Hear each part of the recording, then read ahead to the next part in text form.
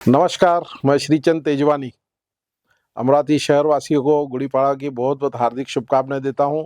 साथ ही कल होने वाले चेटी चंड की सभी सिंधी समाज को भी बहुत बहुत शुभकामनाएं देता हूं। मैं आज अमरावती के जाने माने मंडल के पेपर का मैं आज एक दिन का संपादक बना हूं। आपके सम्मुख आ रहा हूं और मुझे आज गेस्ट के रूप में मुझे जो दिए गए हैं साथ में मेरे स्वीकृत पार्षद अनिल जी अग्रवाल, मैं आज उनका इंटरव्यू लेने वाला हूँ। ये जब से देखते आ रहा हूँ कि मैंने जब होश संभाला था तो महानगर मंडल के संपादक है और बहुत अच्छे से अमरावती शहर जानता है। शाम का इंतजार करते रहते हैं मंडल पेपर कब आएगा तो हमें अमरावती की खबरें सुनने को मिले। तो आज उनके मन में ऐसा क्या आया कि उन्होंने नगर सेवक बनने की ये दी हुई है, क्यों बने हैं, मैं ये उनसे सवाल करने वाला हूं और क्या सोच के आए हुए हैं ये जानकारी लेने वाला हूं। हमारे सामने जाने माने मंडल के संपादक अनिल जी अग्रवाल, हमारे मित्र। नमस्कार। सबसे पहले तो मैं मंडल मीडिया समूह के एक दिन के संपादक के रूप में आपका स्वागत भी करता हूँ और अभिनंदन भी करता हूँ। मंडल मीडिया समूह की ओर से हमने ये उपक्रम आज से प्रारंभ किया है और ये हमारा सौभाग्य है मंडल मीडिया समूह के सभी सदस्यों का कि इसकी शुरुआत अमरावती के प्रथम नागरिक के रूप में महापौर के द्वारा की गई है। आपने इसे स्वीकार किया और लगभग आप पिछले 1 घंटे से मंडल मीडिया समूह में सारी चीज़ें समझ रहे हैं और ये जानकर और खुशी हो रही है कि एक राजनीतिज्ञ बहुत जल्दी सब चीज़ों को समझ जाता है। आपने ये भी समझा कि खबरें किस तरह बनाई जाती है, आपने ये भी समझा कि खबरें किस तरह लिखी जाती है, आपने ये भी समझा कि खबरों को पेजिनेशन के रूप में किस तरह सेट किया जाता है। और अभी इस इंटरव्यू के बाद आप अपने 1 दिन के कार्यभार का आगे भी काम चलाने वाले हैं। आपका प्रश्न था कि मैं पत्रकारिता के साथ साथ स्वीकृत नगर सेवक क्यों बना। तो मूलतः मेरा मानना है कि राजनीति भी एक सेवा का क्षेत्र है। जिस तरह अखबार के माध्यम से हम पिछले 35 वर्षों से इस शहर की और अम्बानगरी के सभी वासियों की, जिले के नागरिकों की और 5 जिले में हम जैसा जनता की अखबार के माध्यम से, मीडिया के माध्यम से सेवा कर रहे हैं, उसी तरह राजनीति में भी आकर स्वीकृत पार्षद के रूप में महानगर पालिका में पॉलिसी बनाने में एक सहयोग दे, अपना योगदान दे, इसके लिए भारतीय राष्ट्रीय कांग्रेस की ओर से मैं स्वीकृत पार्षद बना हूँ और आने वाले 5 वर्षों में यही उम्मीद है कि शहर के विकास के लिए थोड़ा ही सही लेकिन अपना योगदान अवश्य दूंगा। मंडल पेपर के माध्यम से आप संपादक है और ये पेपर का दमखम रखते हैं आप अमरावती में। दमदार पेपर और दमदार संपादक के नाम से आप जाने जाते हो, तो इस चीज की जरूरत नहीं पड़नी चाहिए। आप तो वैसे भी सभी पार्षद आपके हाथ में रहते हैं, किसी भी पार्षद से सेवा का काम करवा सकते हो और किसी भी पार्षद से आप महापौर तक से आप ले सकते हो कि व्यू क्या चल रहा है और क्या नहीं चल रहा है। नहीं, ये प्रश्न बड़ा अच्छा उप प्रश्न पूछा आपने। एक कहीं ना कहीं मन में छिपी हुई इच्छा भी थी कि राजनीति में आऊं। मैंने 2012 में भी एक पार्षद का चुनाव लड़ा था। दुर्भाग्यवश वो चुनाव में 45 वोट से केवल हारा। उस समय हालांकि 2 नगर सेवकों का प्रभाग था, लेकिन मेरा प्रभाग 3 का होने के बावजूद भी मैंने 15 दिन की तैयारी में 30,000 वोटों में केवल 45 वोटों से हार देखी थी। और पिता की भी इच्छा थी कि घर में का कोई बच्चा एक राजनीति में आए। हमारा संयुक्त परिवार है, मेरा कोई भाई राजनीति में आया नहीं। पिता की भी इच्छा थी और मेरी भी एक सुप्त इच्छा थी कि राजनीति में आऊं, इसीलिए मैंने स्वीकृत पार्षद बनना स्वीकार किया। अच्छी बात है, राजकारण में आना ही चाहिए। राजकारण के साथ साथ समाजकारण भी होता है। एक जो अलग छवि रहती है संपादक की, सभी लोग जुड़ना नहीं चाहते, पर जब राजकारण में आ गए, हम पार्षद के रूप में जब रहते हैं तो शायद वो जनता हमारे साथ जुड़ती है। उन्हें ऐसा लगता है कि अपना एक नगर सेवक है जिससे हम कोई काम करवा सकते हैं या आपसे वो बिंदास बोल सकते हैं। संपादक रहते आपसे बिंदास बात कोई भी नहीं कर सकता। कब कौन सी खबर बढ़िया, बहुत अच्छा लगा। आप स्वीकृत नगर सेवक के रूप में आपने जो अपनी छवि रखा है, और सबसे बड़ा दुख होता है कि कम वोट से जो हार जाता है। आज के मैंने पार्षद देखा बहुत सारे जो अच्छे कार्यकर्ता थे, अच्छे सेवक थे, अच्छे नगर सेवक थे, जिनका मैंने 12 से 17 में कार्यकाल देखा हुआ हूँ। आज वो थोड़े थोड़े मतों से गिरे हुए हैं, बड़ी तकलीफ होती है हमें भी। ऐसे लोग आना चाहिए थे पर नहीं आए। वो तो अभी ईश्वर जी ईश्वर का जो रहता है वो योग का रहता है। अच्छा, आप अभी सभागृह में आए। सभागृह का जो कामकाज चल रहा था, इसमें आपको कैसा लगा? आपको क्या परिवर्तन लगा आपके बैठने से, और बाहर रहने से क्या परिवर्तन लगा? पिछले 35 वर्षों से अखबार में संपादक पद और पत्रकारिता करते हुए सारे सदन बाहर से देखे हैं, सारे सदन खबरों के रूप में कवर भी किए हैं। लोकसभा भी नज़दीक से देखी है, टीवी के माध्यम से देखी है, उसे कवर किया है। विधानसभा तो लगातार देखते ही रहते हैं। यहाँ की महानगर पालिका पिछले 30 वर्षों से लगातार हम देख रहे थे। सदन को बाहर से देखते समय जो खबरों के रूप में उसे कवर किया, वहाँ बैठने के बाद में उसमें कोई बहुत ज़्यादा परिवर्तन दिखाई नहीं दिया। जैसा हम बाहर से महसूस करते थे उसी तरह से भीतर जाकर महसूस हुआ।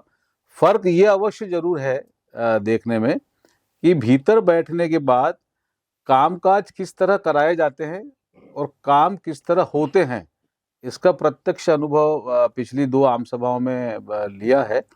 और एक बात भी अवश्य स्वीकार करनी चाहिए कि जब एक कोई पत्रकार किसी सदन में पहुंचता है तो पहली या दूसरी आम सभा में बहुत आसानी से उसे स्वीकार नहीं करते हैं, क्योंकि पत्रकार की और संपादक की छवि जो राजनेताओं में होती है, वो पत्रकार और संपादक से एक सीमित दूरी बनाकर राजनेता रखते हैं। लेकिन अब राजनेताओं के बीच में बैठने के बाद वो दूरी धीरे धीरे कम होती हुई दिखाई दे रही है। और वैसे तो कांग्रेस में बहुत सारे मित्र पहले से रहे हैं। हमारी नेता यशोमती ताई है, सुनील जी देशमुख, हमारे मित्र विलास जी इंगोले, बबलू जी शेखावत, इसके अलावा भी सारे कांग्रेस के हमारे पिता भी कांग्रेसी विचारधारा के थे। कांग्रेसी नेताओं से पहले से संपर्क था। न केवल कांग्रेसी नेताओं से, मेरी बहुत ज़्यादा भाजपाई नेताओं से भी मित्रता रही है, आप भी जानते हैं अच्छी तरह से। लेकिन सदन में बैठकर काम करने का ये जो पहला और दूसरा 2 आम सभा का अनुभव रहा, ये सुखद अनुभव रहा है, इतना अवश्य कह सकता हूँ। ये बहुत अच्छा लगा। कारण क्या है, कैसा लगता है कि एक संपादक के रूप में जो हम सवाल करते हैं राजकारणी नेताओं से, और आज हम उनका जो अनुभव रहता है और आज हमको वहाँ पे बैठ के जो सवाल कर रहे हैं, तो इसमें कम से कम आपको हमारे ऊपर तरस तो भी आएगा कि जो हम सवाल करते थे उस टाइम इनकी परिस्थिति क्या रहती है, और आज अंदर बैठने के बाद में इनकी रियल में परिस्थिति क्या रहती है, कैसे जवाब देना पड़ता है इनको। ये आप भली बात ही जान जाओगे तो शायद आने वाले 5 साल के बाद में जो नेता आने वाले हैं, पार्षद आने वाले हैं, उनका तो भला हो जाएगा। जी, मुझे ऐसा लग रहा है। आप एक खास विचारधारा वाले पार्टी के साथ में संबंध से आप पार्षद बने हैं, तो बाकी जो वहाँ पे पार्टी वाले हैं या बाकी संगठन वाले हैं, उनके बारे में आपकी क्या सोच रहेंगी, आपका विचारधारा क्या रहेंगी? नहीं, आप अखबार के रूप में यदि पूछना चाहते हो तो हमारा अखबार इन विचारधारा से या मेरे नगर सेवक बनने से अखबार की पॉलिसी में कोई चेंज नहीं है। नहीं, मैं आपसे पार्षद बनने के बाद में बोल रहा हूँ। यहाँ तो आपको सभी को सम्मान हाँ, लेके चलना है। हाँ, आप एक विचारधारा की पार्टी से पार्षद बने हैं, हाँ। और वहाँ तो अलग अलग पार्टी के सभी नगर सेवक हैं, तो वहाँ पे आपकी भूमिका क्या रहेंगी? सबको साथ में लेके चलने वाली रहेंगी कि वहाँ पे भी थोड़ा बहुत उनसे चर्चा करके फिर यहाँ पेपर में उनको, जैसे आज मुझे बुला लिया है वैसे? नहीं, ये 2 चीज़ें अलग अलग है। अखबार अलग है और मेरा स्वीकृत नगर सेवक पद अलग है। वहाँ मेरी भूमिका एक स्वीकृत कांग्रेसी नगर सेवक के रूप में और विपक्षी नगर सेवक के रूप में रहेगी, हाउस में या महानगर पालिका में। वहाँ से निकलने के बाद जब मैं संपादक की भूमिका में आता हूँ तो मैं संपादक की भूमिका में ही रहता हूँ। आपने देखा होगा, जैसा आपने स्वयं कहा है कि आप कौन सी पार्टी के हैं इससे अखबार को लेना देना नहीं है। आप इस नगर के प्रथम नागरिक हो और आपका ये सम्मान था, और मंडल मीडिया हाउस ने यही तय किया कि आज से हमने जो 1 दिन के अतिथि संपादक का उपक्रम प्रारंभ किया है, इसमें प्रथम नागरिक को हमने वही सम्मान दिया है जो दिया जाना चाहिए। आप एक दिन के लिए जैसे मुझे यहाँ मंडल का एडिटर बना के बिठाए हो, वैसे मैं आपको एक दिन के लिए मेयर की जवाबदारी दूँ तो शायद वो संविधान में तो नहीं आएगा, पर देने की चेष्टा करूँ या दूँ, तो फिर आप इसको कैसे लेंगे? नहीं, वो मेरे लिए बहुत भारी पद है, मैं वो स्वीकार नहीं कर सकता हूँ। यानी मैंने ये आपकी भूमिका देखी है और आपकी परिस्थिति देखी है वहाँ पे, वो पद इस पद से बहुत ज़्यादा खतरे वाला है।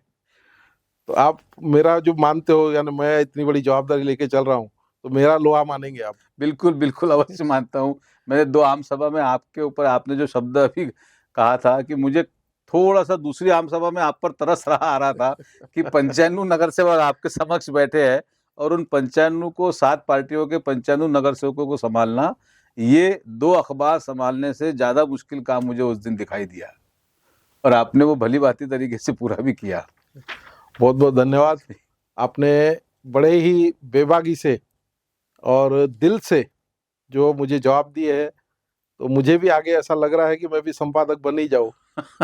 पर ये पॉसिबल नहीं है। अभी मैं समाज कारण में भी हूँ और राजकारण में भी हूँ।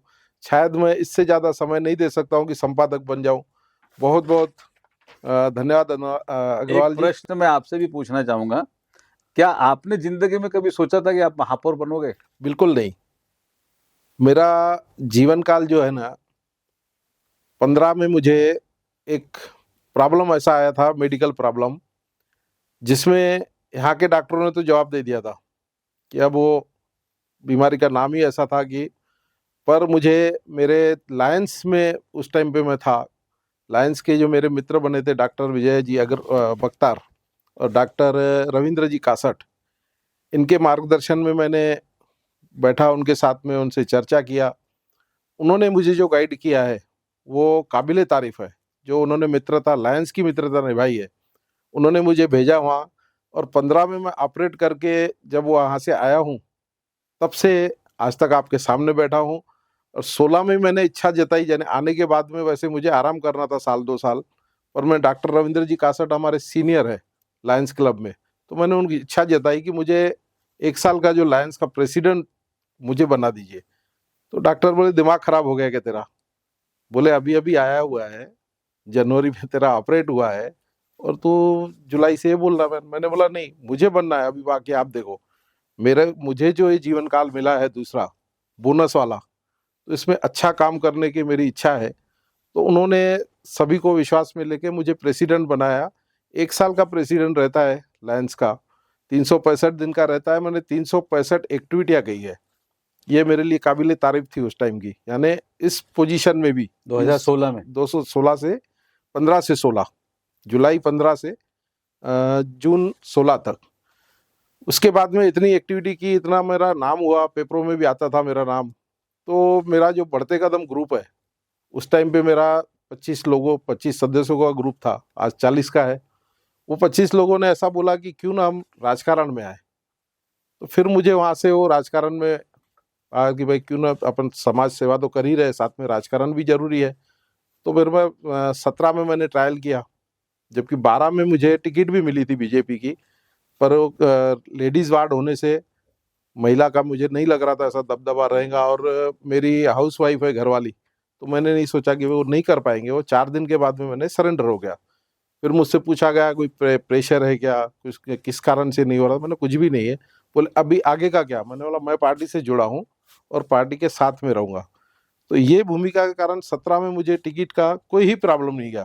टिकट भी मिली, अच्छे वोटों से चुन के भी आया, और मुझे महानगर पालिका में बोलते थे, भाई ये इसको हरा के आया। मैंने बोला, मैं हरा के नहीं आया हूँ, हराने की जीत के आए ताकत हो। मेरी नहीं है, मैं जीत के आया हूँ। किसी का नाम नहीं लूंगा इसमें, पर मैं जीत के आया हूँ। उस दिन से राजकारण समाजकारण में कंटिन्यू दोनों साथ में कर रहा हूँ। राजकारण में नगर सेवक बन के कर रहा हूँ, और समाजकारण मेरे बढ़ते कदम ग्रुप के साथ में मिलके कर रहा हूँ। इससे सोचते सोचते अभी जब मुझे 4 साल का जो गैप हो गया, इसमें भी मेरा काम कंटिन्यू चालू रहा। कोरोना काल में भी मैंने बहुत अच्छा काम किया ग्रुप के साथ में मिलके। पर अब जब स्थिति ऐसी आ गई हमारे पार्टी में कि मुझे ही टिकट के लिए घूमना पड़ रहा था।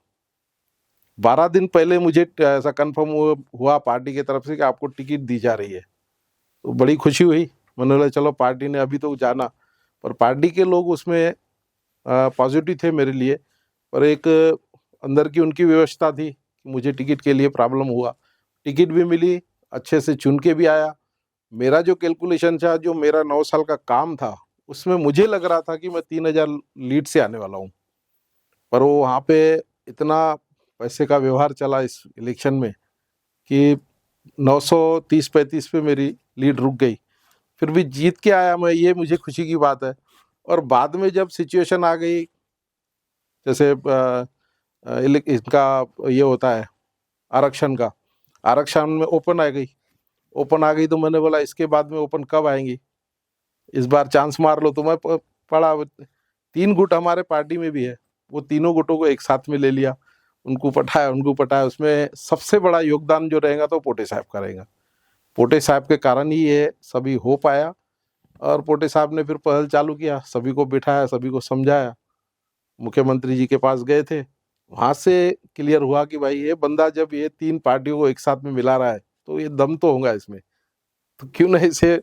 संगठन मंत्री ने मुझे बुला के और बताया ऐसा ऐसा विषय है। मुख्यमंत्री जी बोल रहे थे ये बंदे ने बोले 3 पार्टियों को एक साथ में मिला है, 3 विरोधियों को, पार्टी में भी रहता ही है थोड़ा बहुत, परिवार वाले हैं, तो साथ में आया और उनके लिए वो तीनों मांग रहे महापौर का पद।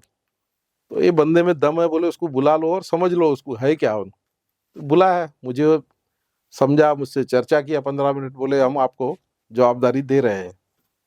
बड़ी खुशी की बात हुई, पर बोले अभी किसको बताना नहीं जब तक हम नहीं बोलेंगे। कितने दिन पहले मालूम पड़ा आपको? 3 दिन पहले, घोषणा के 3 हाँ। दिन पहले मालूम पड़ गया था? 3 दिन पहले मुझे पता लग गया था, मैं नागपुर से होके भी आया, पर मुझे ये बताया गया था अभी किसको बोलना मत, कुछ भी हो सकता है, आप बोले अपने इसमें लग जाइए, पर आपकी हम घोषणा करेंगे उसके बाद में डिक्लेयर होगा।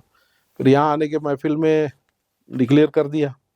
थोड़ी सी एक गुंजाइश रह गई मेरी, जो 2.5 साल का बोल रहे थे वहाँ पे 1.25 साल का किया है, पर मुझे लग रहा है पार्टी मेरा काम देखने के बाद 2.5 साल दे देंगी, ऐसा लग रहा है। ऐसा संभव है? लग रहा है ऐसा। अब मेरे काम की क्या वहाँ पे जा रही है, पेशकश कैसे हो रही है, इसके ऊपर डिपेंड है। अच्छा, आप मंडल अखबार कब से पढ़ते हो? जमाना हो गया। कभी सोचा था बहुत मंडल जमाने से। अखबार के संपादक बनोगे एक दिन? कुछ मैं अभी कुछ भी नहीं सोच रहा हूँ, ऐसे ही मिलते जा रहा मुझे। तो ये न नगर सेवक चुन के आने की इतनी स्थिति भी होने के बाद में मुझे नहीं लग रहा था यार ये 12 दिन में मैं पूरा प्रभाग घूम पाऊंगा, पर मैं 12 दिन में प्रभाग घूमा हूँ। मुझे सभी ने सराहा है, मेरे काम को सराहा है, और मुझे हाथों हाथ ले लिया और मुझे अच्छे लीड से चुन के ला लिया। फिर महापौर का पद मेरे सामने आ गया, सोचा भी नहीं था वो मिल गया। मेरे परिवार में कोई मेरे पहले राजकारण में था, न मेरे बाद में कोई आने वाली कोई चांस दिख रही है। और इस परिस्थिति में न मैं कोई बड़ा औद्योगिक हूँ, न मैं पैसे वाला हूँ, आर्थिक परिस्थिति भी सो रहती है मेरी, उसके बाद में भी, और न राजकारण में कोई मेरा गॉडफादर है। गॉडफादर मेरे पार्टी वाले ही है सभी, वो तब से भी हो रहे थे। अभी आपको पता ही है मनपा में भी मेरे गॉडफादर कौन है, हमारे पक्ष नेता है, आपको पता ही है। पक्ष नेता है मेरे चेतन भाव, मुझे गाइड करते रहते हैं, हर चीज का मुझे बताते रहते हैं, ये गलत है, ये सही है, इस टाइप से नहीं, उस टाइप से नहीं। जैसे पालक अपने बेटे को समझाता है, ऐसा मुझे महसूस होता है वहाँ पे कि मुझे इतना गाइड करते हैं। शायद ये नहीं रहते थे तो मुझे इससे ज्यादा तकलीफ होती थी और मैं विपक्षियों के हाथ से मारा जाता था। इतनी सहजता से ये बात कैसे स्वीकार कर लिया आपने कि आपको महापौर पद पर भी रहते समय कोई गाइड कर रहा है? इतनी सहजता। मुझे जो है वो मैं झूठ बोलना मुझे आता नहीं है, सबसे पहले बता रहा हूँ। मुझे न झूठ पसंद है, न झूठ बोलना भी सीखा हूँ। जो बोलता हूँ स्पष्ट बोलता हूँ, जो दिल में है वही दिमाग में चलता है, वैसा ही करते आ रहा हूँ। और उसमें मुझे सक्सेसता मिल रही है तो मैं क्यों नटू ये बातों से। मैं सच्चाई से अपने बेबाक और जो भी है वो बोल देता हूँ। पॉलिसी मेटर रहता नहीं है, कुछ पॉलिसी मेटर रहे तो उसमें मैं बनावट बनाऊँ, उसमें दिमाग खपाऊँ, तो इससे बोलता हूँ सच्चाई पे चलो, जो मुंह में है दिल में है बोलते रहता हूँ। एक आखिरी प्रश्न मेरा जाते जाते, आप एक दिन के संपादक के बाद क्या पूरी जिंदगी संपादक बनना पसंद करोगे? बिल्कुल नहीं, निकाल कर बिल्कुल नहीं कर पाऊंगा। क्योंकि आज मुझे ऐसा लग रहा है महापौर बनने के बाद में मैं आज 6:30 बजे उठना चालू किया हूँ, या फिर अभी ज्यादा में ज्यादा 6 बजे उठ पाऊंगा, और रात को मुझे 12, 1, 2 ही बज जाते हैं सोने को। आखिरी में आप मुझे ऑनलाइन चेक करोगे तो मैं इतने टाइम तक रहता हूँ। कल भी मैं 1 बजे तक रहे, मुझे जवाब देना पड़ता है जो मुझे क्वेश्चन करते हैं या कोई कंप्लेंट आती है। मुझे मेरे पालक मंत्री ने बोला कि आपको सुबह हर प्रभाग में जाना है और ताफे के साथ जाना है। तो मैंने बोला साहब मैं ठीक है वो, पर मैंने ताफे के साथ जाने के बाद जनता जुड़ेंगी नहीं, लोग जुड़ते नहीं। मैंने बोला वहाँ थोड़ा माहौल ऐसा हो जाता, फोटो वोटो हो जाता, काम नहीं होता। मैं खुद जाके 8 से 10 बजे तक मेरे टू व्हीलर पे जाऊँगा, मैं वहाँ का हालचाल लूँगा, कोई नागरिक मिलते हैं उससे, नगर सेवक से मिलता, वहाँ के एसआई जो रहते हैं, हमारे अधिकारी जो वर्ग रहता है, कर्मचारी वर्ग रहता है, उनसे मिलता हूँ, क्या परेशानी है, क्या प्रॉब्लम है, उसमें अपन क्या अच्छा कर सकते। ये मेरा उस दिन से चालू है। सुबह रोज़ जाता हूँ, किसी न किसी प्रभाग में, किसी न किसी नगर सेवक से मिलता हूँ, उनकी समस्या जानता हूँ, हल करने की कोशिश करता हूँ। इस प्रकार से चल रहा है मेरा।